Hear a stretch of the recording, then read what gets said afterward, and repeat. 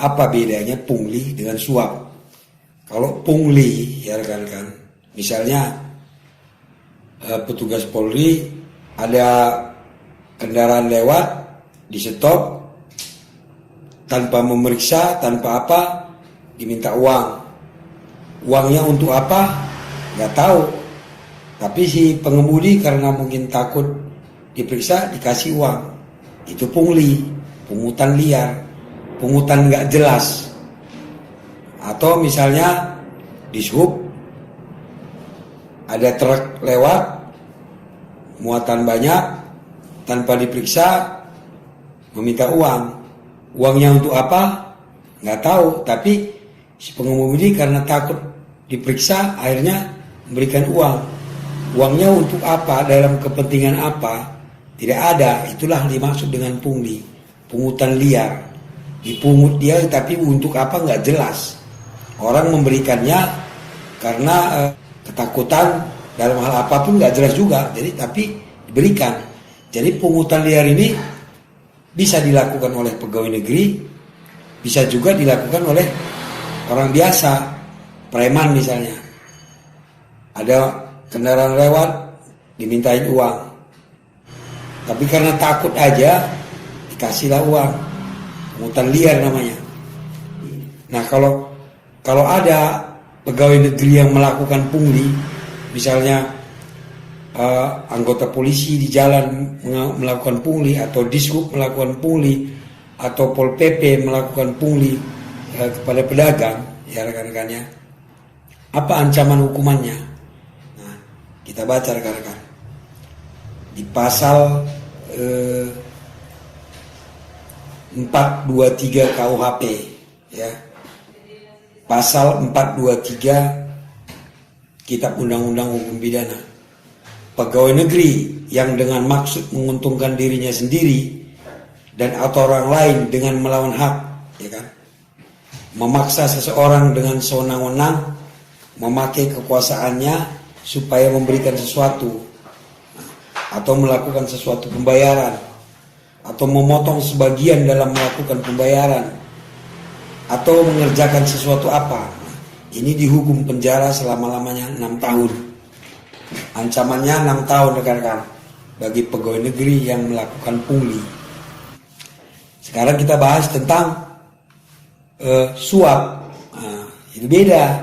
Jadi jangan kita anggap semuanya pungli. Ketika petugas menerima uang itu pungli, belum tentu, bisa jadi suap. Nah, kalau suap ini apa? Seseorang memberikan sesuatu kepada petugas supaya petugas tidak melakukan sesuatu. Nah, misalnya petugas harusnya menilang. Nah, datang si pelanggar memberikan uang supaya tidak ditilang. Itu suap namanya, menyuap. Bukan pungli. Artinya suap menyuap lah terjadi di situ rekan-rekan.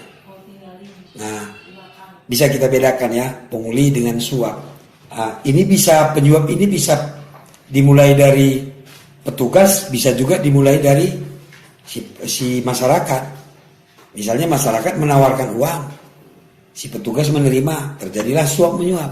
Atau sebaliknya, si petugas yang menawarkan, kamu beri uang, saya akan bebaskan. Kesepakatan mereka bersama, itu namanya suap menyuap. Makanya dua-duanya dihukum kalau suap menyuap. Kita lihat pasalnya di pasal Undang-Undang Tipikor nih kan. Pasal 5 Undang-Undang Tipikor ayat 1, dipidana dengan penjara paling lama paling singkat 1 tahun dan paling lama 5 tahun, dan atau pidana denda paling sedikit 50 juta dan paling banyak 250 juta setiap orang, ya, yang a.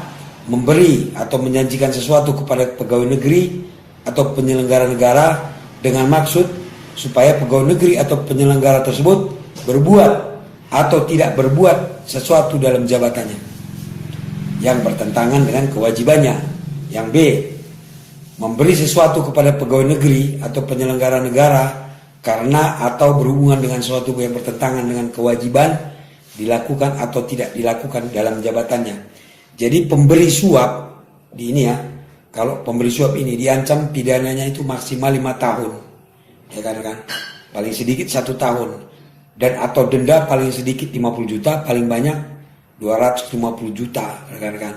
Jadi kalau ada masyarakat menyuap petugas di lapangan walaupun disuap misalnya 100.000, ancamannya ini tadi, ya, paling singkat 1 tahun, paling lama 5 tahun, dan denda paling sedikit 50 juta dan paling banyak 250 juta. Itu untuk pemberi suap.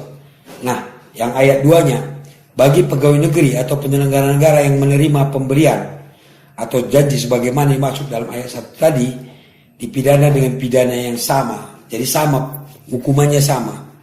Si penyuap dan yang disuap hukumannya sama. Ada pengendara sepeda motor menyuap petugas, atau ada yang pengemudi truk, ya, menyuap dinas perhubungan atau semacamnya dan lain sebagainya. Walaupun suap menyuapnya itu misalnya cuma 100-200 ribu, ancamannya seperti tadi. Tidak ada disebutkan di sini harus suapnya besar-besar. Yang penting terbukti unsurnya suap dan menyuap tadi terbukti, inilah aja ancamannya.